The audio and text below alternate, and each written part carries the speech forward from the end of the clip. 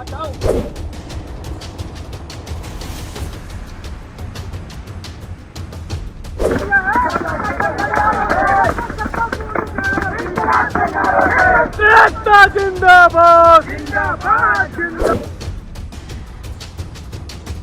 JPSC में 14th JPSC में इस प्रकार की धांधली हुई है। हेमंत सोरेन सारा सीट बेच देते तो ये बातें कल्पना सोरेन को भी बहुत अच्छे से पता होगी। नमस्कार, जोहार। मेरा नाम चितरंजन कुमार है और आप देख रहे हैं द भारत मित्र। जेपीएससी 14वीं जेपीएससी को लेकर सीआईडी की जांच चल रही है। एल ख्यांगते जो जेपीएससी के पूर्व चेयरमैन थे, जो विवादों में आने के बाद सीआईडी की छापेमारी के बाद जिन्होंने जेपीएससी से इस्तीफा दिया, आज चौथी बार उनसे पूछताछ हुई। लेकिन आज जो पूछताछ हुई उसमें कई खुलासे हुए, क्योंकि आज एक आईपीएस के अधिकारी थे, कई पुलिस इंस्पेक्टर थे जिनकी मौजूदगी में उनसे पूछताछ की गई। इतना ही नहीं, बल्कि आमने सामने बिठाकर भी उनसे पूछताछ की गई। जो 11 लोगों की गिरफ्तारी हुई है उनमें से कई लोगों को सामने बिठाकर पूछताछ हुई कि जो नाम खुलासे हुए उनमें से ये सब कौन है, और उन्हीं को आधार मानकर जो है आज कल शाम से, आज नहीं बल्कि कल शाम से सीआईडी छापेमारी कर रही है। पूरे राज्य भर में लगभग 20 से ज्यादा ठिकानों पर छापेमारी की, जिसमें रांची, धनबाद, हजारीबाग, पलामू कई ठिकाने, जिन ठिकानों पर छापेमारी। इसमें से कई मास्टरमाइंड है।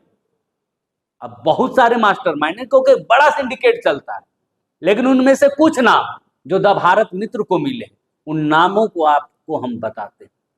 रवि कुमार, आप सोच रहे होंगे रवि कुमार धुरवा वाले, ये तो बहुत साधारण रहता था, लेकिन साधारण नहीं रहता। इसकी पूरी कुंडली आपको हम बताएंगे, रांची से लेकर पलामू तक की कुंडली बताएंगे।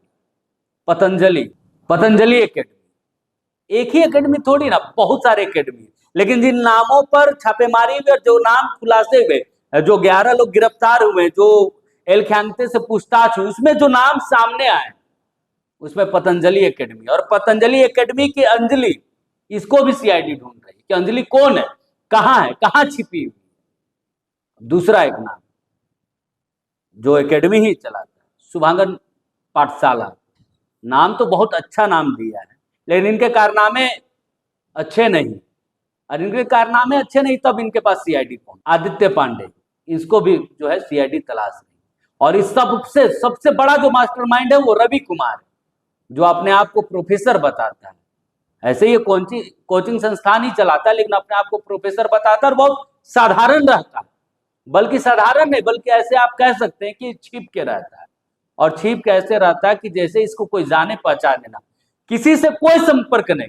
जहां व्यक्ति 4 साल से रह रहा हो, वहां के आसपास के लोग इसे नहीं जानते। इतना ही नहीं, बल्कि किसी से कोई मतलब नहीं, बल्कि आमतौर पर यही होता है झारखंड में। अगर आप फ्लैट को छोड़ दे, शहर वाली जो फ्लैट वाली व्यवस्था है, महंगे जो फ्लैट है वहां का अगर व्यवस्था को छोड़ दे, तो बाकी जगह कि पूरे फ्लैट छोड़ दे तो पूरे मोहल्ले में लोग आपको जानेंगे। आप हर सभी के सुख दुख में आप जाते आते हैं, आपके सुख दुख में लोग आते जाते हैं।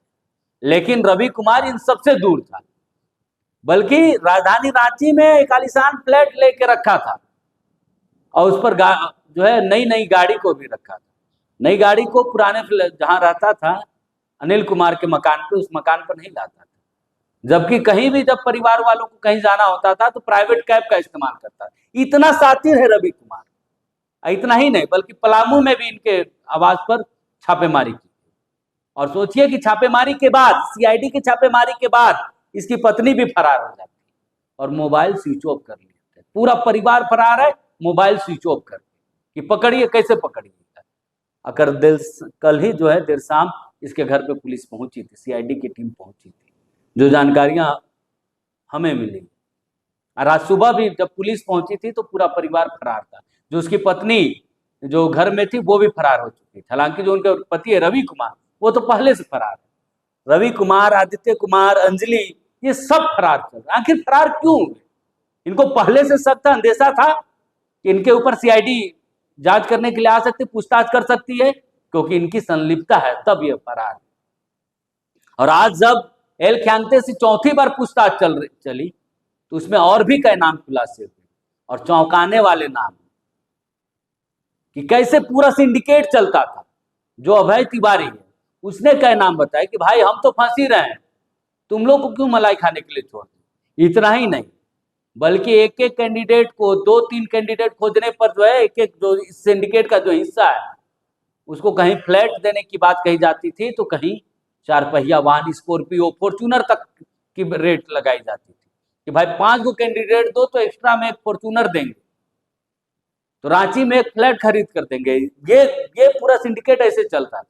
और सिर्फ 14वीं जेपीएससी ही तक ये सीमित नहीं थे, बल्कि पूरे झारखंड में कोई भी परीक्षा हो, एफआरओ हो, जेपीएससी हो, 14वीं जेपीएससी हो, 10 से 13वीं की जेपीएससी हो, उत्पाद सिपाही हो, कोई भी परीक्षा हो, इनका सिंडिकेट एक्टिव रहता था, इनका पूरा सिंडिकेट काम करता था। और इतना ही नहीं, बल्कि ये सिंडिकेट जो है छात्रों से संपर्क भी करता था। और इस पूरे सिंडिकेट में आईआरबी के भी जवान शामिल है इस पूरे खेल में, क्योंकि उनके पास भी बहुत सारे कैंडिडेट है। देखिए, एक दो मास्टरमाइंड नहीं, सिर्फ अभय तिवारी मास्टरमाइंड नहीं, बल्कि और कई अभय तिवारी, और एक दो तो ऐसे हैं जो अभय तिवारी के भी फादर हैं। इस मामले पर अभय तिवारी के भी बाप, उन नामों को भी बहुत जल्द द भारत मित्र खुलासा करेगा कि कैसे दीमक की तरह सिस्टम में रहकर सिस्टम को चाटने का काम ये लोग कर रहे हैं, चाहे आदित्य पांडे हो, अंजलि हो, या फिर रवि कुमार हो, और भी कहना, उन नामों का जल्द द भारत मित्र खुलासा करेगा। इंतजार कीजिए, हमें भी इंतजार है उस घड़ी का, क्योंकि ये दीमक की तरह पूरे सिस्टम को चाट रहे हैं। चलाते कोचिंग संस्थान है, लेकिन पूरे सिस्टम में ऐसे हाईजेक करके बैठे जैसे मानो झारखंड इनकी बपौती बन चुकी है। तो इंतजार कीजिए, और भी कई नामों के खुलासे होंगे।